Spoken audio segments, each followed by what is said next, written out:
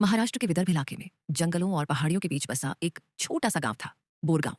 दिन में ये गांव बिल्कुल सामान्य लगता, लेकिन रात के बाद यहाँ का माहौल बदल जाता।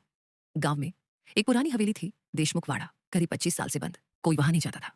गांव वाले कहते थे, सूरज ढलने के बाद उस हवेली के पास मत जाना। वहां से जो आवाज आती है वो इंसानों की नहीं होती।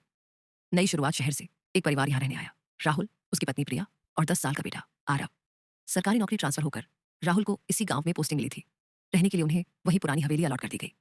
गांव वालों ने मना किया, पर राहुल ने इसे अंधविश्वास समझकर टाल दिया। पहली रात, रात के करीब 12:17 बजे अचानक हवेली की पुरानी सीढ़ियों से किसी के चलने की आवाज आने लगी। थक थक थक। राहुल उठा। सब सो रहे थे। वह धीरे धीरे सीढ़ियों तक गया, लेकिन वहां कोई नहीं था। जैसे ही वह मुड़ा, पीछे से किसी ने उसके कान के पास फुसफुसाया, तुम यहां नहीं रह सकते। राहुल डर से कांप गया। पीछे देखा, कुछ नहीं। पहली मौत का राज। अगले दिन राहुल ने गांव के सबसे बुजुर्ग व्यक्ति दत्ता जी से बात की। दत्ता जी ने कांपती आवाज में बताया, 25 साल पहले इस हवेली में एक परिवार रहता था, पति का पत्नी और उनकी 8 साल की बेटी काव्या। एक अमावस की रात, पूरा गांव सो रहा था।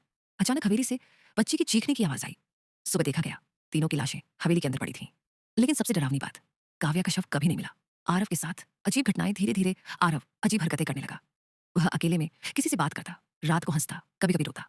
एक रात प्रिया ने उससे पूछा, बेटा किससे बात कर रहे हो? आरव बोला, मम्मी, वो छोटी लड़की रोज मेरे साथ खेलती है, उसका नाम काव्या है। वो कहती है जल्दी ही सब खत्म हो जाएगा। प्रिया के हाथ से पानी का गिलास गिर गया। काली रात, अमावस की रात फिर आ गई। रात के ठीक 2:13 बजे पूरा घर बर्फ की तरह ठंडा हो गया। अचानक दीवारों से खून टपकने लगा। सीढ़ियों पर घसीटने की आवाज आने लगी। आरव अपने कमरे से बाहर निकला। उसकी आंखें पूरी तरह काली हो चुकी थीं। उसने धीमी आवाज में कहा, अब बारी तुम्हारी है। सच का खुलासा। अचानक बिजली कड़की।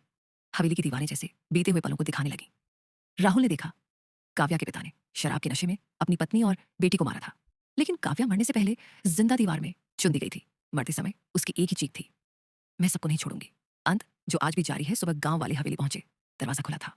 अंदर राहुल और प्रिया की लाशें पड़ी थीं, लेकिन आरव गायब था। आज भी गांव के बाहर जंगल में रात को एक बच्चे की हंसी सुनाई देती है और किसी लड़की की फुसफुसाहट। अब खेल शुरू हुआ है।